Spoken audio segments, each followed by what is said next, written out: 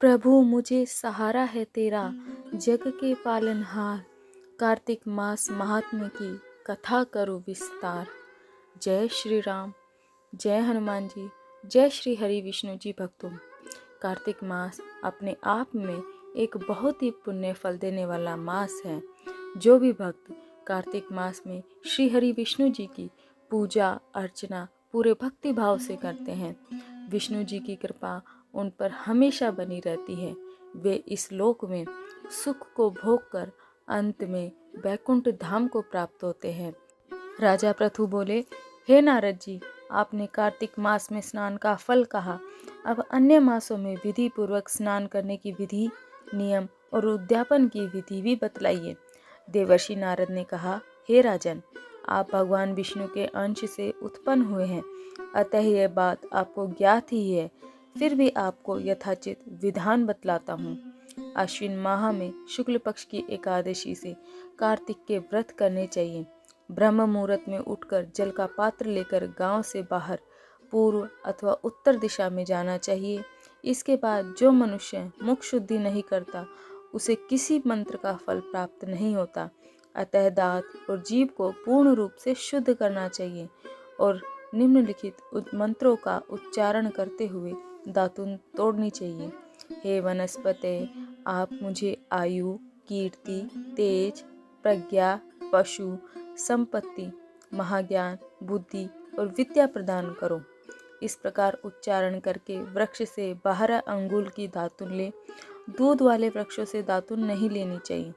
इसी प्रकार कपास, कांटेदार वृक्ष तथा जले हुए वृक्ष से भी दातुन लेना मना है। जिससे उत्तम गंध आती हो और जिसकी टहनी कोमल हो, ऐसे ही वृक्ष से दंताधावन ग्रहण करना चाहिए। प्रतिपदा, अमावस्या, नवमी, छठी, रविवार को चंद्र तथा सूर्य ग्रहण में दातुन नहीं करनी चाहिए।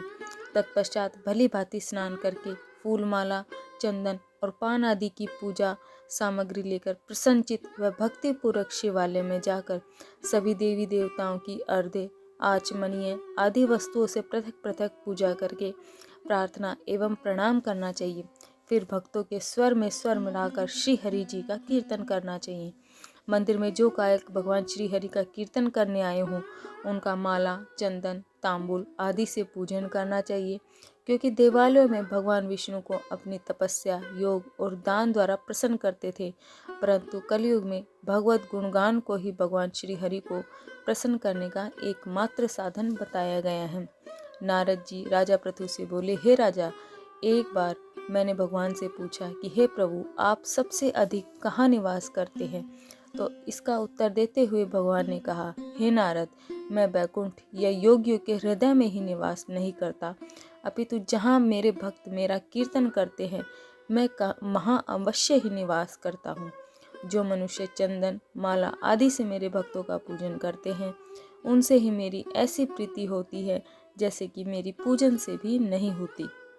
नारद जी ने फिर कहा, शीरीष, धतूरा, गिरजा, चमेली, केसर, कंदार और कटहल के फूलों व चावलों से भगवान विष्णु जी की पूजा नहीं करनी चाहिए। अड़हल, कंद, गिरीश, जूही, मालती और केवड़ा के पुष्पों से भगवान शंकर की पूजा नहीं करनी चाहिए।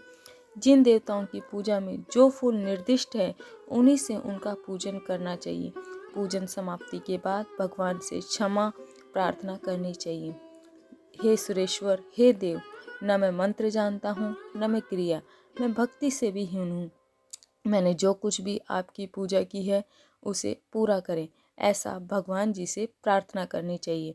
ऐसी प्रार्थना करने के पश्चात साष्टांग प्रणाम करके भगवत कीर्तन करना चाहिए, श्री हरि की कथा सुननी चाहिए और प्रसाद ग्रहण करना चाहिए।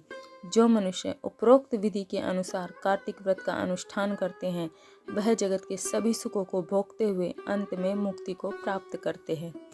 इस प्रकार कार्तिक मास का अध्याय 5 समाप्त होता है। अगली बार हम अध्याय 6 का श्रवण करेंगे। वीडियो अच्छी लगे तो वीडियो को लाइक करें, चैनल को आप सब्सक्राइब भी कर सकते हो।